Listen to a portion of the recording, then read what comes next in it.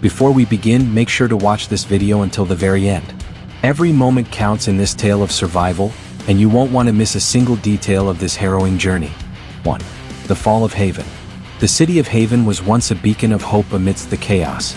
Surrounded by towering walls and guarded by armed sentinels, it stood as a sanctuary for those who managed to escape the undead hordes. I was among the fortunate few who found refuge within its confines. Life was far from perfect, but it was life nonetheless.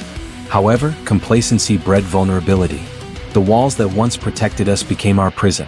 The leadership grew corrupt, prioritizing their comfort over the safety of the masses. Supplies dwindled and dissent simmered beneath the surface. It was only a matter of time before the cracks in our society gave way to catastrophe. The undead, relentless and evolving, found their way in. They were no longer the mindless creatures we once knew. They communicated, strategized, and adapted. The breach was swift and merciless. Panic ensued and the city's defenses crumbled. I barely escaped with my life, the screams of the fallen echoing in my ears. Now, I wander the wastelands haunted by memories of what was and what could have been. 2. The Road to Nowhere. The open road offers little solace. Every step is a gamble, every shadow a potential threat. The undead are everywhere, their numbers growing with each passing day. I've learned to move silently, to avoid confrontation whenever possible. Survival depends on it. Along the way, I've encountered other survivors. Some are kind, offering aid and companionship. Others are desperate, willing to do anything to ensure their own survival. Trust is a luxury I can no longer afford. Resources are scarce. I've scavenged what I can from abandoned homes and derelict vehicles. Each find is a small victory, a temporary reprieve from the constant struggle. But the weight of solitude is heavy, and the longing for human connection persists. Despite the dangers, I press on, driven by the hope that somewhere, a safe haven still exists. 3. Echoes of the Past. One evening, I stumbled upon a dilapidated farmhouse.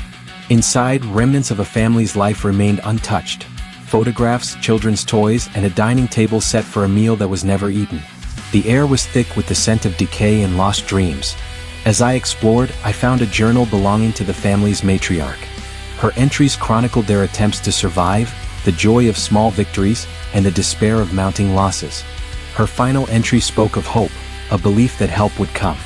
Reading her words, I felt a profound connection. Her fears mirrored my own, her resilience inspiring.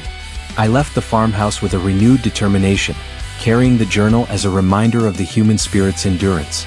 The past may be filled with sorrow, but it also offers lessons and strength for the journey ahead.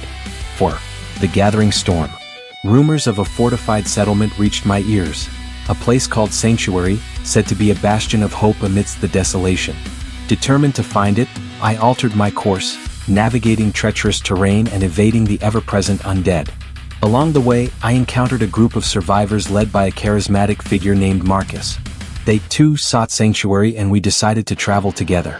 For the first time in a long while, I felt a sense of camaraderie.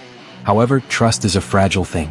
Tensions rose as resources dwindled, and differing opinions on leadership and direction caused rifts. Marcus's decisions became increasingly erratic, putting us all at risk. One night, a disagreement turned violent. Marcus attacked a fellow survivor, accusing them of betrayal. In the chaos, I made the difficult choice to leave the group, prioritizing my safety over uncertain alliances. The journey to Sanctuary continued, but the path was lonelier than ever. 5. Sanctuary's Illusion. After weeks of travel, I finally reached Sanctuary. From a distance, it appeared as promised. Towering walls, vigilant guards, and the hum of a functioning community. Hope surged within me. Upon entry, I was subjected to rigorous screening and questioning. The leaders, a council of self-appointed officials, maintained strict control over every aspect of life. Freedom was limited and dissent was swiftly punished. Despite the restrictions, the safety Sanctuary provided was undeniable. Regular meals, medical care, and a semblance of normalcy returned to my life. I even formed bonds with fellow residents, sharing stories and dreams of a better future. However, beneath the surface, discontent brewed. The council's authoritarian rule stifled individuality, and whispers of rebellion circulated. I found myself torn between the comfort of security and the desire for true freedom. In time, I realized that Sanctuary was merely another prison, its walls both physical and ideological. 6. The uprising. The tipping point came when the council enacted a decree mandating labor quotas, forcing residents into grueling work with little compensation. Protests erupted, met with brutal crackdowns by the guards. I joined a clandestine group advocating for reform. We organized meetings, disseminated information, and planned peaceful demonstrations. Our goal was to reclaim our autonomy without bloodshed. However, the council responded with force, arresting key members and instilling fear among the populace. The dream of a just society seemed to slip further away. In a desperate move, we orchestrated a mass exodus, aiming to escape Sanctuary and establish a new community based on mutual respect and cooperation. The plan was risky, but the alternative was continued oppression. On the night of the escape, chaos ensued. Alarms blared and guards pursued us relentlessly. Many were captured, some killed. I managed to flee, the sounds of gunfire and screams echoing behind me. Freedom came at a steep price, but it was a price I was willing to pay. 7. A new dawn. In the aftermath, I wandered once more, the open road my only companion.